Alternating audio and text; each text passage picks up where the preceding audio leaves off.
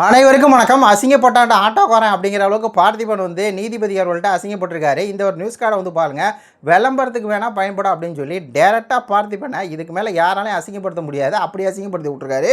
விளம்பரத்துக்கு வேணால் இந்த சான்றிதழ் வந்து பயன்படும், சாதி மதமற்றவன் என சுயப்பிரடம் செய்து கொள்ள வேண்டிய அவசியமே கிடையாது.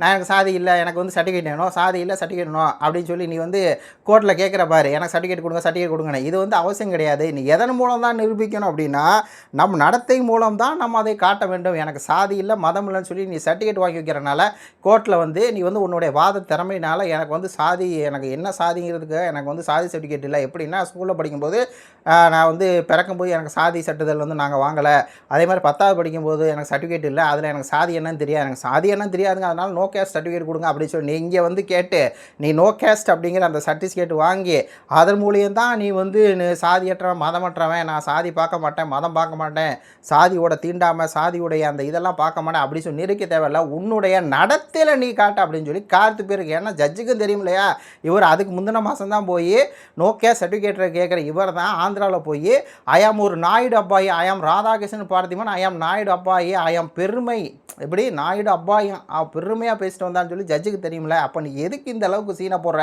எதுக்கு இந்த அளவுக்கு நீ விளம்பரம் தர்ற, அங்கே போய் அம்பலப்பட்டு வந்துட்ட. திருப்பி தமிழ்நாட்டில் வந்து உன்னுடைய என்ன பண்ணுறது, பார்த்திபன் அப்படின்னாலே கோல்டிபன் சொல்லி ஊரே சொல்லுது, நான் சொல்ல கிடையாது, ஊரே சொல்லுது. சோசியல் மீடியா எல்லா இடத்துலையும் பார்த்தீங்கன்னா கோல்டிபன் பார்த்திபனே இல்லை கோல்டிபன் தான் அப்படிங்கிற அளவுக்கு ஆகிப்போச்சு. அப்போ நீ அம்பலப்பட்ட, அப்போ ஜட்ஜுக்கு தெரியாதா? அதான் ஜட்ஜு போட்டு அசிங்கப்படுத்தி விட்டார். இவர் போய் எனக்கு சார்ஜ் சர்டிஃபிகேட் கேட்டால் அங்கே தரல இங்கே தரல, நான் கோர்ட்டுக்கு போனேன், கோர்ட்டில் போய் எனக்கு கொடுத்துட்டாங்க, அடுத்து ஒரு ஜீவோ போடணும், என்னைய பாரு நிறைய பேர் வந்து சாதி இல்லை மதம் இல்லை அப்படின்னு சொல்லி சர்டிஃபிகேட் வந்து வாங்கணும், அதுக்கு நான் முன் உதாரணமாக இருக்கணும். எதுக்கு இந்த சீன், எதுக்கு இந்த விளம்பரம்? அதான் ஜட்ஜே கேட்டு எதுக்கே இந்த விளம்பரம், எதுக்கு இந்த விளம்பரம்? உனக்கு நடத்தையில் காட்டு, கரெக்டான விஷயம். இப்போ நாங்கள் வந்து தமிழ் குடியில் பிறந்தவங்க தான் தமிழங்கிறோம், கேஸ்ட் வந்து வேணுங்கிறோம். ஆமாம், சாதி வாரி தான் கணக்கெடுப்பு எடுக்கணுங்கிறோம், சாதி வாரி கணக்கெடுப்பு எடுத்து எந்தெந்த குடிக்கு வந்து வேலை வாய்ப்பு கொடுக்கணும் அப்படின்னு சொல்லி சம்மா கொடுக்கணும். கல்வியில் இந்த முன்னுரிமை, இந்த கேஸ்ட் இருக்க நாடாருன்னா இவ்வளோ, கோணர்னா இவ்வளோ, வன்னியர்னா இவ்வளோ, பறையர்னா இவ்வளோன்னு சொல்லி அந்த சாதி அடிப்படையில் வந்து நம்ம வந்து கணக்கெடுக்கணும், கணக்கெடுத்து வேலை வாய்ப்பு வந்து கொடுக்கணும், கல்வியில் முன்னுரிமை கொடுக்கணும் நம்ம சொல்கிறோம். நம்ம ஆனால் சாதி பார்க்கறது இல்லை, நம்ம சாதியை தீண்டாமையோ சாதி நான் சாதி தான் பெருசு சாதி தான் பெருசு அப்படின்னு சொல்லி பண்ணுறதில்ல. இவங்க முழுக்க சாதி வெறி பிடிச்சி போய் ஃபுல்லாக இருக்கிறது.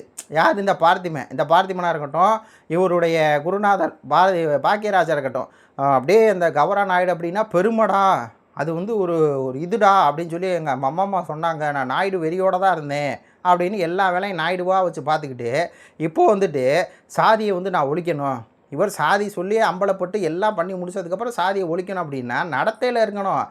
நீ நல்ல ஆத்தாளப்பனுக்கு பிறந்திருந்தா யார் எங்ககிட்ட பணம் கொடுத்தா நீ நிரூபிக்கணும். நீ உண்மையிலே நல்ல ஆத்தாளப்பனுக்கு பிறந்த, நான் கேட்கிறேன் வெளிப்படையா, இந்த நெல்சன் ஒரு அப்பனுக்கும் ஒரு ஆத்தாளுக்கும் பிறந்திருந்தான்னா அவன் நிரூபிக்கணும். அடுத்து அண்ணன் சாட்டை துறைமுருகன் இந்த நெல்சனை போட்டு போலப்படான்னு பிறந்து விட்டாரு. நெல்சன் நீ வந்து ஒரு ஆத்தாளுக்கு அப்பனுக்கு பிறந்திருந்தா அப்படிங்கிற வார்த்தையே வந்து விட்டாரு. ரொம்ப ஒரு ஹார்ஸான வார்த்தை தான். ஆனால் அந்த வார்த்தையே விட்றாரு அப்படின்னா தான் மேலே எந்த தப்பும் இல்லை, தான் மேலே நான் வந்து பணம் வாங்கவே இல்லை, தன்னை பணம் வாங்குறேன்னு சொல்லி ஒருத்தர் சொல்கிறாரு. அப்போ அவர் வந்து நிரூபிக்கணும். அப்படி அவர் நிரூபிக்கணும்னா அவங்க ஆத்தாளுக்கு, அப்போ அவங்க ஆத்தாவுக்கு வந்து பிறக்கலை அப்படிங்கிறத ஏன் சொல்கிறாருன்னா தான் மேலே உண்மை இருக்கனால அந்த வார்த்தையை வந்து விட்றாரு. எனக்கு வந்து புரிஞ்சுக்க முடியுது. சாட்டை எவ்வளோ தூரம் உண்மையாக இருந்திருந்தால், அவர் எந்த அளவுக்கு இந்த அரசியலை நேசித்து திமுகவுக்கு எதிராக அவர் பேசி அவர் வந்து இருந்திருந்தால், அவர் வந்து காசு வாங்கலை அப்படிங்கிறது தெரிஞ்சு அது காசு வாங்கலை ஆனால் வாங்கினேன்னு சொல்லும்போது அவருக்கு எவ்வளோ தூரம் கோவம் வந்திருந்தால் அந்த வார்த்தையை பயன்படுத்துவார்.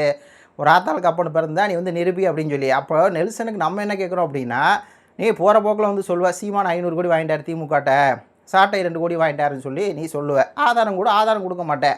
என்ன ஆதாரம் கொண்டாரு கேட்டால், என்னையை வந்து திமுகவிலேருந்து வந்து இவர் என்னை விலை பேசுனாங்க 5 லட்ச ரூபாய்க்கு, அதே மாதிரி ஏன்னா எனக்கு வந்து திமுகவில் இருக்கவங்கெல்லாம் சொன்னாங்களாமா சாட்டை வந்து 88 லட்ச ரூபா வந்து நாங்கள் கொடுத்து விலைக்கு பேசிட்டோம், அதனால தான் வந்து ஒரு மாதத்துக்கு வந்து 30 வீடியோ வந்து விஜய் வந்து எதிர்க்கணும், ஆனால் அது இடையில் ஒரு 4 வீடியோ திமுக வந்து எடுத்துக்கலாம். அப்போ நீ வந்து சாட்டை வந்து விஜய் வந்து எல்லாம் மீறி விமர்சிக்கணுமா? அப்படி எல்லாம் மீறி சாட்டை வந்து விமர்சிக்கிறதுக்காக சாட்டைக்கு வந்து டிஎம்கே காசு கொடுக்குது, 2 கோடி கொடுக்குது அப்படின்னு சொல்லி பேசுகிற ஆதாரம் என்ன இருக்குது உன்ட்ட? ஆதாரத்தை வெளியேடு. எனக்கு வந்து யாரோ சொன்னாங்க, அப்போ நான் கூட சொல்லலாம் நீ வந்து வேலை பார்க்குற அப்படின்னு சொல்லி, அது கூட சொல்லலாம், நல்லா வாயில் கூட வருது, நீ என்ன வேலை பார்க்குற அப்படின்னு கூட சொல்லலாம். ஆனால் ஆதாரம் வேணுமே, ஆதாரம்லாம் நாங்கள் சொல்ல மாட்டோமே, இப்படியெல்லாம் வந்து பேச வேண்டியது. அதே மாதிரி தான் சீமானவர்கள் வந்து 500 கோடி வாங்கிட்டாரு. என்னடா ஆதாரம்னு ஒன்றும் இல்லை. கேட்டால் இந்த மாதிரி நத்தம் வந்து நத்தம் தொகுதியில் தான் வேலை பார்த்துருக்காரு, அங்கே வந்து அவர் களத்தில் வந்து 10 வருஷம் மேலே பார்த்துருக்காரு. அவரை கொண்டு போய் அம்பாசமுத்திரத்தில் வந்து போட்டார். ஏன் போட்டாருன்னா நத்தத்தில் நின்னா நத்தம் ஜெயிச்சிருவார்.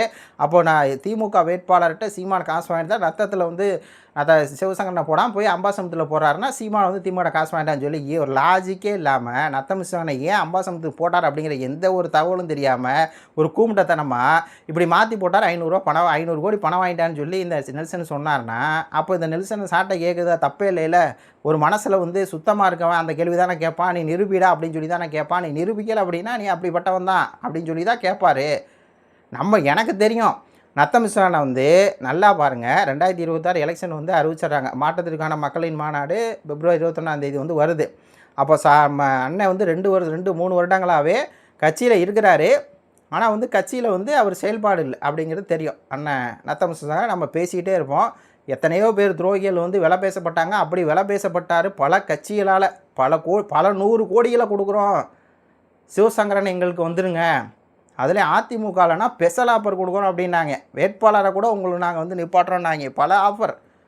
அதெல்லாம் வேணான்ட்டு 2-3 வருஷம் என்ன பண்ணார்? கட்சியிலையும் இல்லை, கட்சியில் இருக்கிறார் ஆனால் செயல்பாடு இல்லை. சீமான் அவர்களோட பேச்சுவார்த்தை இல்லை. அப்போது இந்த எலெக்ஷன் வரும்போது சீமான் அவர்கள் என்ன பண்ணுறாரு? இந்த வெற்றிக்குமரன் போட்ட துரோகிகள்லாம் களை எடுக்கிறாரு. ஏன்னா நத்தம் சிவசங்கரனுக்கு பிரச்சனை சீமான் கிடையாது, அங்கே இருக்கக்கூடிய வெற்றிக்குமரன் தான். அது நம்மளுக்கு தெரியும். அப்போ வெற்றிக்குமரனை தூக்குறோன்னே அப்புறம் நத்தம் சிவசங்கரனை வந்து கட்சியில் கொண்டு வரணும் அப்படின்னு சொல்லி பல பேரோட முயற்சினால் திருப்பி வந்து உள்ளே வரார் நத்தம் சிவசங்கரனை. கடைசி நேரத்தில் எலெக்ஷன் நெருங்கிடுச்சு, வேட்பாளரையும் கடைசி நேரத்தை உள்ளே வரார். கடைசி நேரத்தை உள்ளே வந்தோடனே அப்போ வந்து எங்கே போட்டலாம் அப்படின்னு சொல்லி பார்க்கும்போது சரி அம்பாசமுத்திரம் போய் நில்லுங்க. ஏன்னா நத்தம் தொகுதியில் அண்ணனுக்கு ஆல்ரெடி பிரச்சனை இருக்குது. நத்தம் சிவசங்கரனுக்கு அங்கே வந்து அவருக்கு எதிராக வேலை செய்ய ஒரு கும்பல் வந்து காத்துட்ருக்குது. அவரை வந்து எப்படியாவது வீழ்த்தணும்னு.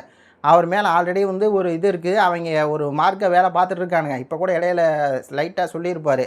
அப்போது நீ வந்து நல்லா வேலை செய்யணும், கட்சியில் இருக்கணும் அப்படின்னா நீ போய் அம்பாசமுத்திரத்தில் வேலை செய்ய அப்படின்னு சொன்னார். அண்ணன் போனார், வேலை பார்த்தாரு. அவருக்கே பிரச்சனை இல்லை, சிவசங்கரனுக்கே பிரச்சனை இல்லை. ஆனால் சிவசங்கரனுக்கு அம்பையில் அம்பாசமுத்திரம் மாற்றின காசு தான் வாங்கினார் 500 கோடின்னு சொல்லி இவன் சொல்கிறானா, நெல்சன் சொல்கிறாருன்னா அப்போ நெல்சன் எப்படிப்பட்ட ஒரு நபர்? அப்போ நெல்சன் நீ யார்கிட்ட காசு வாங்கின? நீ என்ன வேலைக்காக இந்த வேலையை நீ பார்க்குறன்னு சொல்லி கேட்பாரா இல்லையா?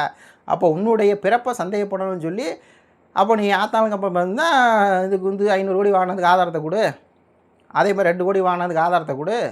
விஜய் சாட்டை ஏற்று பேசினார் அப்படின்னா விஜய் பதில் சொல்லு. அதுக்கு உனக்கு பதில் இல்லை. அதுக்கு பதில் சொல்ல முடியாமல் திமுக காசு வாங்கிட்டாருன்னா திமுகட்ட காசு வாங்கிட்டு தான் விஜய் எதிர்க்கணுங்கிற எந்த அவசியமும் இல்லை. விஜய் பேசுகிற அரசியல் எங்களுக்கு பிடிக்கல, எங்களுக்கு எதிராக இருக்குங்க, இனத்துக்கு எதிராக இருக்குது, திராவிட அரசியல் தூக்கிட்டு வராரு. அப்போது அது மட்டும் இல்லாமல் நடிகை பிம்பத்தில் திருப்பி தமிழ் தேசியத்தை வீழ்த்துறதுக்கு வர்றாருன்னா நாங்கள் எதிர்க்கிறோம். Simple logic. திராவிடத்தை தூக்கிட்டு தமிழ் தேசியத்தை வீழ்த்த வர்ற விஜயை, காங்கிரஸ் கட்சிக்காரனோட லிங்க் இருக்க விஜயை நாங்கள் எதிர்க்கிறோம். அவ்வளோதான். அதுக்கு திமுக தான் காசு வாங்கிட்டு எதிர்க்கணும்னு சொல்லி நீ எதுக்கு பேசுகிற, உன்ட்ட என்ன ஆதாரம் இருக்குதுன்னு சொல்லி பச்சையாக கேட்டு விட்டார். இவ்வளோதான். இப்படி தான் கேட்க முடியும். இப்போ நாங்கள் என்ன கேட்குறோம்? நெல்சானியை வந்து ஆதாரத்தை கொடு, சாட்டை வாங்கிட்டாருன்னா ஆதாரத்தை கொடு, ஆதாரத்தை கொடுத்து நீ பேசு அப்படின்னு சொல்லி சொல்கிறாரு. இது உங்களுடைய கருத்துக்களை சொல்லுங்கள். நன்றி, வணக்கம்.